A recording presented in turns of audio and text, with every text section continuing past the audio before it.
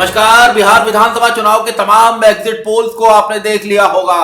अब चुनाव नतीजों का इंतजार है, लेकिन जो ये एग्जिट पोल आए हैं सामने, इनमें से कई एग्जिट पोल के नतीजे इस बात को साफ कहते हैं कि बिहार में बदलाव होने वाला है।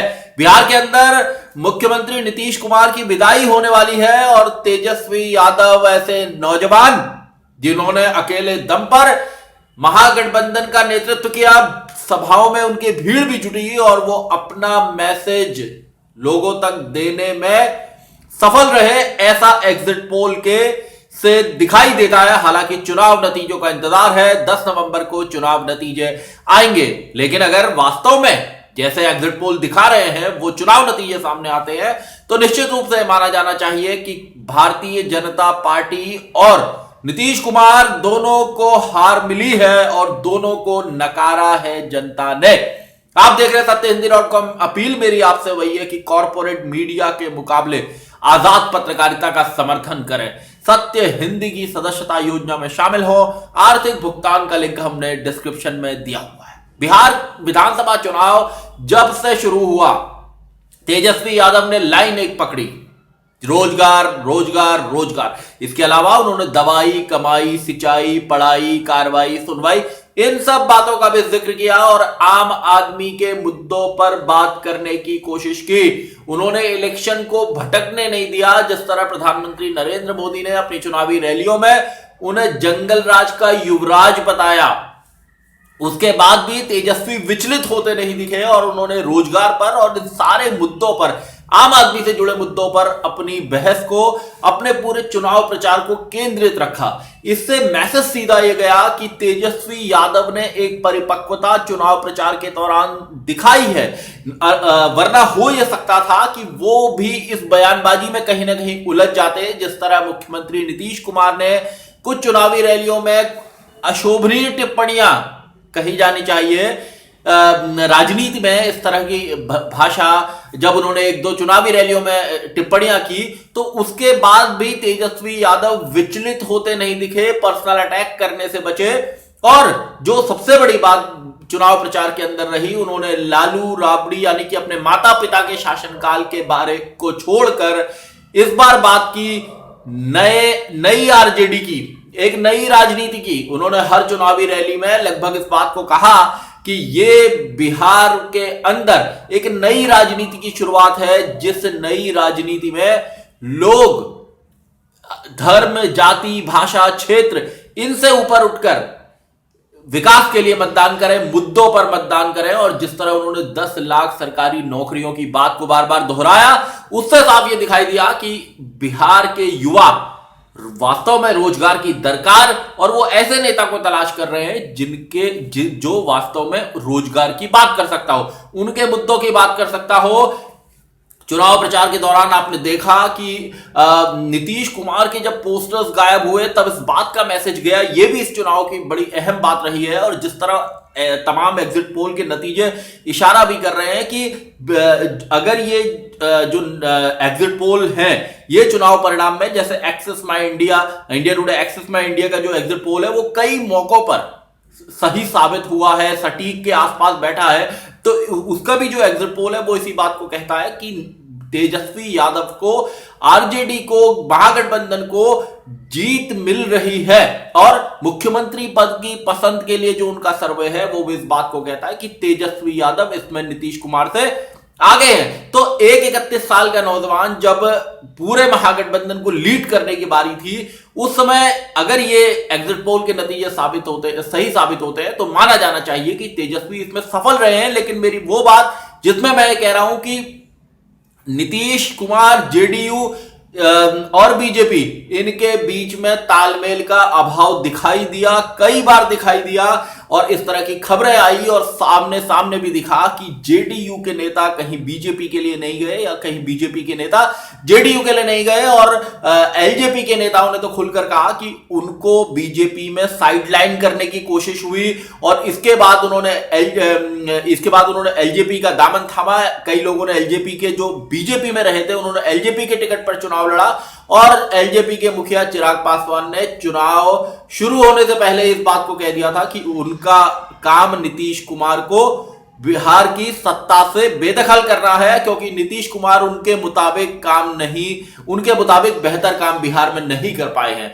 तो एनडीए के अंदर जो फूट दिखाई दी, जिसमें एलजेपी ने एनडीए में रहते हुए अलग चुनाव लड़ा और वो उनका जो हमला रहा, केंद्र में आप साथ रहे लेकिन बिहार के अंदर आप नीतीश कुमार पर हमले करते रहे, तो इसका जो मैसेज गया वो ये गया कि एनडीए एकजुट नहीं है। हालांकि जब पहले दौर का चुनाव प्रचार था और नीतीश कुमार की तस्वीरें बीजेपी के पोस्टर से गायब हुई, कई तरह की बातें उसके बाद उठी, लेकिन बाद में नीतीश कुमार की वापसी भी हुई और चुनाव प्रचार के अंतिम दिन प्रधानमंत्री नरेंद्र मोदी ने एक भावुक चिट्ठी लिखकर बिहार वासियों से एक रिश्ता कायम करने की कोशिश की और नीतीश कुमार ने भी अपनी अंतिम चुनावी रैली में कहा कि ये उनका अंतिम चुनाव है, अंत भला तो सब भला। उसके बाद मैसेज ये लगाया जा रहा था कि नीतीश के इस बयान से जिस तरह तेजस्वी इन पर हमलावर रहे कि वो थक गए हैं मानसिक और शारीरिक रूप से, या चिराग पासवान ये कहते रहे कि उनकी जो परफॉर्मेंस है नीतीश कुमार की वो बेहतर नहीं है, असंभव है उनसे बिहार को चलाना, बिहार को आगे बढ़ाना।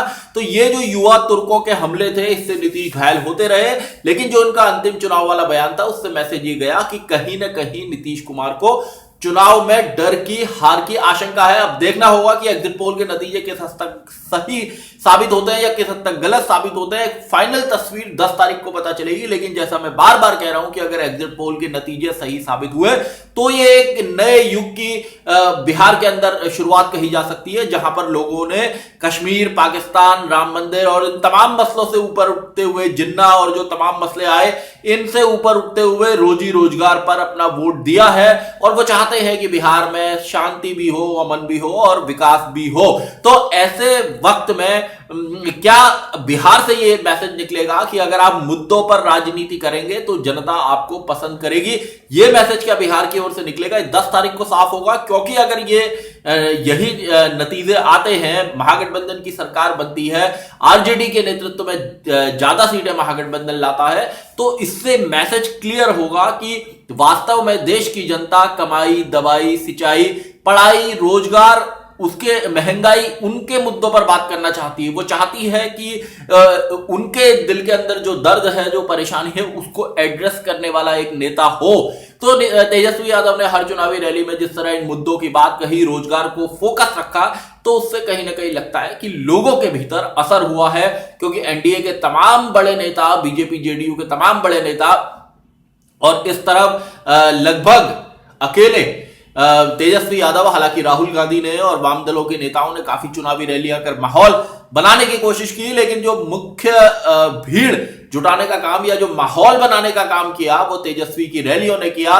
देखना होगा कि 10 नवंबर को क्या नतीजे आते हैं, लेकिन अगर ये एग्जिट पोल की बात सही साबित होती है तो निश्चित रूप से कहा जा सकता है कि एक नई राजनीति की शुरुआत हो रही है, जिसमें आप मुद्दों पर बात करना चाहते हैं। आप ये चाहते हैं कि एक आम आदमी की तकलीफों को, दुश्वारियों को, परेशानियों को, मुश्किलों को एड्रेस किया जाए, उन पर बात की जाए, समझा जाए।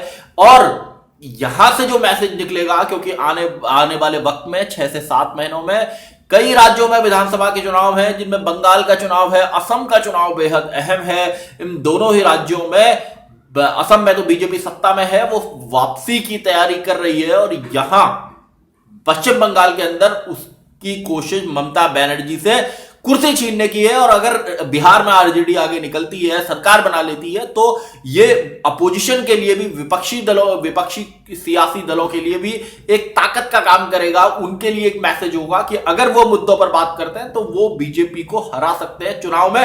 हालांकि बीजेपी ने पश्चिम बंगाल के अंदर ताकत अभी से झोंकनी शुरू कर दी है। गृह मंत्री अमित शाह ने वहां का हाल ही में दौरा किया है और सीए, एनआरसी को लेकर बंगाल का माहौल पहले से ही बेहद गर्म है। तो बंगाल का चुनाव भी बेहद अहम होने जा रहा है। इसी तरह असम का चुनाव भी बेहद अहम होने जा रहा है, जहां पर कांग्रेस और AIUDF, all India United democratic front के बीच में चुनावी समझौता हो रहा है। तो ऐसे वक्त में पूरे देश की चुनावी राजनीति बदलेगी, क्योंकि 1 से सवा साल बाद उत्तर प्रदेश जैसे बड़े राज्य के चुनाव हैं, जिसमें माना जाता है कि अगर आपको केंद्र में सरकार बनानी है तो उत्तर प्रदेश में मजबूत होना होगा। लेकिन उत्तर प्रदेश और बिहार की राजनीति बेहद अहम रही है। और बिहार में अगर एक युवा नौजवान इन मुद्दों पर लड़कर अपनी सरकार को बना लेता है तो उत्तर प्रदेश के विपक्षी सियासी दलों में भी को ऊर्जा मिल सकती है कि अगर वो मुद्दों पर, जनता के मुद्दों पर बात करेंगे, जाति भाषा धर्म क्षेत्र से ऊपर उठकर बात करेंगे तो जनता उन्हें समर्थन दे सकती है। हालांकि चुनाव नतीजों का इंतजार है, उस पर हमारी नजर बनी रहेगी, लेकिन बिहार ने मैसेज देने की कोशिश की है और 10 नवंबर को साफ तस्वीर सामने आएगी किस इलाके में, किस रीजन में, किन मुद्दों पर वोटिंग हुई है, लोग क्या चाहते हैं, उस सबका आकलन होगा, विश्लेषण होगा और तस्वीर साफ होगी कि वास्तव में मुद्दे क्या रहे, लोग क्या चाहते थे, किन मुद्दों पर उनकी नीतीश सरकार से नाराजगी थी, या उन्होंने एनडीए से वो किस वजह से नाराज थे, एनडीए के पक्ष में थे। ये सब चुनाव नतीजों के बाद ही साफ हो सकेगा। सत्यहिंदी.com में आज के लिए बस इतना ही। ऐसे ही तमाम मुद्दों पर मेरी आपसे आगे भी बातचीत होती रहेगी। धन्यवाद। सत्य हिंदी के और वीडियोस को देखने के लिए हमारे YouTube चैनल को सब्सक्राइब करें और सीधे नोटिफिकेशन पाने के लिए बेल आइकन दबाएं।